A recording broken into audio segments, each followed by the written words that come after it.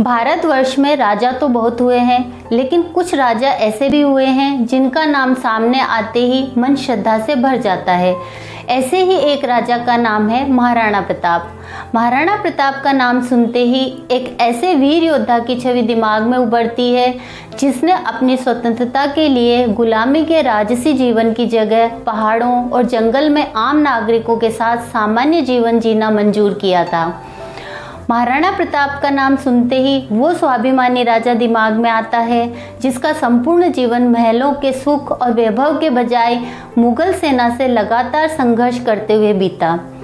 महाराणा प्रताप का नाम सुनते ही वो लाचार पिता नजर आता है जिसके पुत्र कुंवर अमर सिंह के हाथ से बिलाव घास की रोटी लेकर चला गया था और वो कुछ नहीं कर पाए। आपको पता ही होगा कि बहुत बार महाराणा प्रताप के परिवार को जंगल में घास की रोटी खाकर गुजारा करना पड़ा था। जिस महाराणा के परिवार को स्थायी राजसी जीवन बिताना था उसे जंगल जंगल भटकना पड़ रहा था। इन परिस्थितियों में मन तो महाराणा प्रताप का भी बड़ा दुखी हुआ होगा, लेकिन पता नहीं ऐसी कौन सी शक्ति थी जिसने उन्हें कभी भी उनके लक्ष्य यानी मेवाड़ की आज़ादी से कभी भटकने नहीं दिया। लाख कठिनाइयों और परेशानियों के बावजूद भी वे मेवाड़ की आज़ादी के प्रति इतना अधिक समर्पित थे कि किसी भी कीमत पर उसे खोना नहीं चाहते थे। महाराणा प्रताप का नाम सामने आते ही सबसे पहले दिमाग में हल्दी घाटी की हल्दी जैसी पवित्र माटी का ख्याल आता है, जिसे लोग आज भी बहादुरी का प्रतीक मानकर अपने माथे से लगाते रहते हैं। आज हम वीर शिरोमणि महायोद्धा महाराणा प्रताप के बारे में बात करेंगे, जिन्होंने अपने स्वाभिमान और स्वतंत्रता के लिए अपना संपूर्ण जीवन लगा दिया। तो आइए शुरू करते हैं।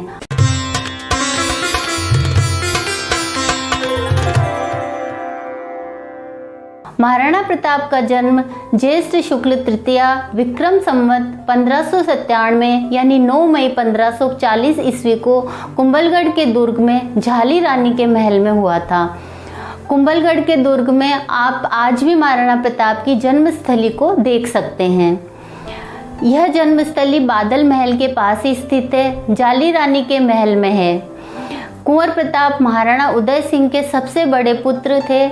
इनकी माता का नाम जयवंता बाई था। जयवंता बाई अखेराज सोनगरा की पुत्री थी। कुंवर प्रताप को बचपन में कीका नाम से भी पुकारा जाता था। इन्हें नीति और धार्मिक विषयों के साथ घुड़सवारी, अस्त्र शस्त्र, सैन्य संचालन और युद्ध की व्यूह रचना आदि की शिक्षा दी गई थी। अपनी युवावस्था में ही कुंवर प्रताप सैन्य अभियानों में भाग लेने लग गए थे। अपनी युवावस्था में ही कुंवर प्रताप ने वागड़ और गोड़वाड़ क्षेत्र पर अधिकार करके अपनी सैन्य रणनीति को युद्ध कौशल का परिचय दे दिया था। आपको पता ही होगा कि प्राचीन राज परिवारों में किसी भी राजा का उत्तराधिकारी उसका ज्येष्ठ पुत्र यानी सबसे बड़ा पुत्र ही होता था। महाराणा उदय सिंह ने इस परिपाटी को पलटकर अपनी सबसे पसंदीदा रानी धीरबाई भटियाणी के प्रभाव में आकर कुंवर प्रताप की जगह कुंवर जगमाल को अपना उत्तराधिकारी घोषित कर दिया। इस घटना के बाद महाराणा प्रताप चित्तौड़ के गढ़ से निकलकर नीचे तलहटी में रहने लग गए थे। तलहटी में रहने के कारण इनका मेवाड़ की जनता से निकट संपर्क स्थापित हुआ। जब 1568 ईस्वी में चित्तौड़ पर मुगल बादशाह अकबर का अधिकार हो गया, तब महाराणा उदय सिंह ने अपने परिवार के साथ चित्तौड़ छोड़ दिया और गोगुंदा आकर रहने लग गए। गोगुंदा में धोलिया पहाड़ की तलहटी में महाराणा उदय सिंह के निवास स्थान के प्राचीन अवशेष आज भी नजर आते हैं। विक्रम संवत 1629 फाल्गुन शुक्ल पक्ष की पूर्णिमा को होली के दिन महाराणा उदय सिंह का देहावसान हो गया था। मेवाड़ राज परिवार की परंपरा के अनुसार सबसे बड़ा पुत्र दाह संस्कार में सम्मिलित नहीं हो सकता था, लेकिन कुंवर प्रताप इस परिपाटी को तोड़कर महाराणा उदय सिंह के अंतिम संस्कार में शामिल हुए। यह एक ऐसा मौका था जब महाराणा प्रताप महल में नहीं थे। दूसरा कुंवर जगमाल पहले से ही मेवाड़ का उत्तराधिकारी घोषित था, इसलिए कुंवर जगमाल ने इस अवसर का फायदा उठाया और राजगद्दी पर बैठ गया। बाद में जब मेवाड़ के सभी सामंतों को ग्वालियर के राजा राम सिंह तंवर और सोनगरा के मान सिंह के माध्यम से इस बात का पता चला तो उन्होंने इस पर आपत्ति उठाई। सभी सामंतों ने आपस में विचार विमर्श करके प्रचलित परिपाटी के अनुसार महाराणा उदय सिंह के सबसे बड़े पुत्र कुंवर प्रताप को योग्य मानते हुए महाराणा स्वीकार किया।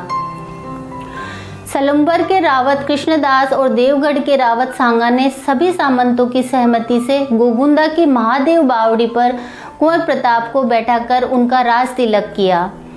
इस प्रकार 28 फरवरी 1572 ईस्वी को गोगुंदा में महाराणा प्रताप मेवाड़ के शासक बने। गोगुंदा में आज भी वह महादेव बावड़ी मौजूद है जहां पर महाराणा प्रताप का राज तिलक हुआ था। इस बावड़ी के बगल में ही भगवान शंकर का वह मंदिर भी मौजूद है जहां पर महाराणा प्रताप पूजा अर्चना किया करते थे। गोगुंदा में राज तिलक होने के कुछ समय के बाद कुंभलगढ़ में राजकीय परंपरा के अनुसार महाराणा प्रताप के राज्याभिषेक का उत्सव मनाया गया।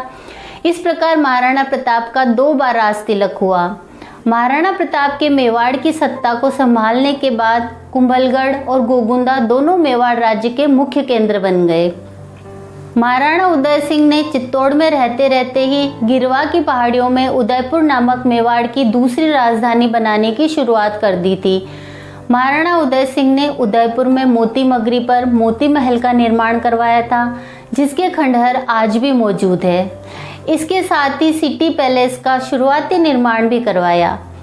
जब 1568 ईस्वी के मुगल आक्रमण में संपूर्ण चित्तौड़ पर अकबर का अधिकार हो गया था, तब महाराणा उदय सिंह अपने परिवार के साथ गोगुंदा आ गए। चित्तौड़ पर अधिकार करने के बाद अकबर ने संपूर्ण मेवाड़ पर अधिकार करने के प्रयास करने शुरू कर दिए। इस प्रकार महाराणा प्रताप को विरासत में सीमित साधन, सीमित भूमि और सीमित जनशक्ति वाला राज्य मिला। उस समय की परिस्थिति के अनुसार महाराणा प्रताप को अकबर की अधीनता और अपनी आज़ादी में से किसी एक को चुनना था। प्रताप ने संघर्ष करके स्वाधीनता प्राप्त करने का मार्ग चुना।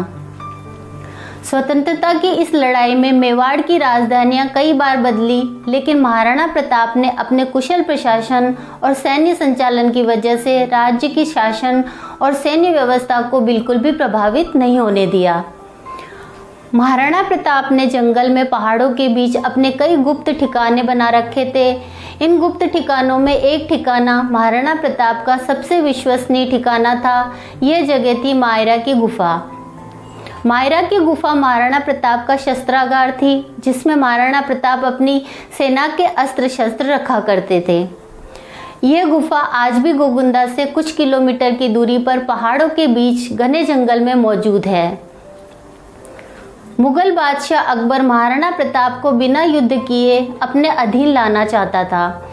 इसलिए अकबर ने प्रताप को समझाने के लिए 1572 ईस्वी से 1573 ईस्वी यानी 1 वर्ष तक बारी बारी से 4 राजदूत भेजे थे। 1573 ईस्वी में आमेर का राजा मान सिंह भी अकबर का राजदूत बनकर महाराणा प्रताप को समझाने आया था। उदयपुर में उदय सागर झील की पाल पर इन दोनों की मुलाकात हुई थी, जिसमें महाराणा प्रताप ने मान सिंह को अकबर की अधीनता स्वीकार करने के लिए मना कर दिया। इन सभी वार्ताओं के असफल होने का नतीजा हल्दी घाटी के युद्ध के रूप में निकला। इस युद्ध का भारत के इतिहास में एक विशेष स्थान है, क्योंकि इस युद्ध ने मुगलों की मेवाड़ नीति को पूरी तरह से असफल कर दिया था। हल्दी घाटी का युद्ध 18 जून 1576 ईस्वी में महाराणा प्रताप के नेतृत्व में मेवाड़ी सेना और मान सिंह के नेतृत्व में मुगल सेना के बीच खमनोर गांव में हल्दी घाटी नामक जगह पर हुआ। इस युद्ध में दोनों तरफ के हजारों सैनिक मारे गए थे। युद्ध भूमि में रक्त का तालाब भर गया था, जिस वजह से हल्दी घाटी की युद्ध भूमि को रक्त तलाई के नाम से जाना जाता है। मोटे तौर पर देखें तो इस युद्ध में ना तो अकबर जीता और ना ही महाराणा प्रताप हारे। युद्ध से अकबर को कोई फायदा नहीं हुआ, क्योंकि युद्ध के बाद भी महाराणा प्रताप और मेवाड़ उसकी अधीनता में नहीं आए। युद्ध के परिणाम से अकबर इतना अधिक नाराज हुआ कि जब युद्ध के बाद में मान सिंह और आसफ खां अकबर के पास पहुंचे तो अकबर ने नाराज होकर उनकी ड्योढ़ी बंद करवा दी थी। मतलब अकबर ने उनसे मिलना जुलना बंद कर दिया।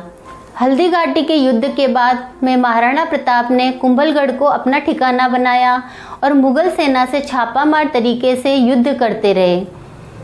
1576 से लेकर 1578 ईस्वी के बीच मुगल सेना ने महाराणा प्रताप की तलाश में कई बार मेवाड़ पर आक्रमण किए।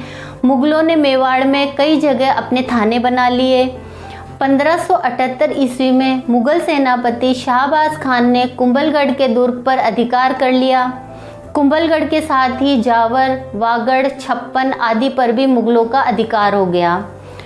महाराणा प्रताप ने नए सिरे से युद्ध की रणनीति बनाकर अपनी छापामार युद्ध प्रणाली से मुगल थानों पर हमले करना जारी रखा। महाराणा प्रताप की इस नई रणनीति से मुगल सेना परेशान हो गई और 1582 ईस्वी में महाराणा प्रताप ने कुंभलगढ़ से लगभग 40 किलोमीटर उत्तर पूर्व में स्थित दिवेर गांव के शाही थाने पर आक्रमण किया। दिवेर के इस मुगल थाने का मुखिया सुल्तान खां था। इस युद्ध में महाराणा प्रताप के पुत्र कुंवर अमर सिंह ने सुल्तान खां पर भाले से वार कर मार डाला और इसी युद्ध में महाराणा प्रताप ने तलवार के एक ही वार से बहलोल खां को उसके घोड़े सहित चीर डाला। इस घटना के बाद मेवाड़ में यह कहावत बनी कि मेवाड़ में एक ही वार में सवार को घोड़े समेत काट दिया जाता है। दिवेर के युद्ध में महाराणा प्रताप की विजय हुई। कर्नल टॉड ने इस युद्ध को मेवाड़ का मैराथन कहा है। इस युद्ध के बाद महाराणा प्रताप ने धीरे धीरे संपूर्ण मेवाड़ पर अधिकार करना शुरू किया। इस युद्ध के बाद अकबर भी मेवाड़ के प्रति उदासीन हो गया और मेवाड़ पर मुगल सेना के आक्रमण लगभग बंद हो गए। दिवेर के युद्ध के बाद महाराणा प्रताप ने 1585 ईस्वी तक कुंभलगढ़, जावर आदि पर दोबारा अधिकार कर लिया। साथ ही छप्पन के पहाड़ी क्षेत्र पर अधिकार करके चावंड को अपनी राजधानी बनाया। महाराणा प्रताप ने 1585 ईस्वी में चावंड को अपनी राजधानी बनाने के बाद अपने जीवन के अंतिम 12 वर्ष शांति के साथ यहाँ पर ही गुजारे। इस शांति काल में साहित्य और कला का विकास हुआ। चावंड में गरगल नदी के किनारे महाराणा प्रताप के किले और महल के खंडर आज भी मौजूद है। किले के खंडरों के पास ही चामुंडा माता का वह मंदिर भी मौजूद है जहां महाराणा प्रताप नियमित रूप से देवी की पूजा किया करते थे। माघ शुक्ल एकादशी विक्रम संवत 1653 को चावंड में महाराणा प्रताप की मृत्यु हुई। चावंड से लगभग 2 किलोमीटर की दूरी पर बांडोली गांव में 3 नदियों के संगम स्थल पर केजड़ झील के बीच में महाराणा प्रताप का दाह संस्कार किया गया। महाराणा प्रताप के साथ माधो कंवर और रण कंवर सती हुई थी। केजड़ झील के बीच में दाह संस्कार स्थल पर महाराणा अमर सिंह ने 8 खंभों की छतरी का निर्माण करवाया। यह छतरी महाराणा प्रताप के स्मारक के रूप में आज भी लोगों की श्रद्धा का केंद्र बनी हुई है। वर्तमान में इसे प्रताप सागर त्रिवेणी संगम के नाम से जाना जाता है।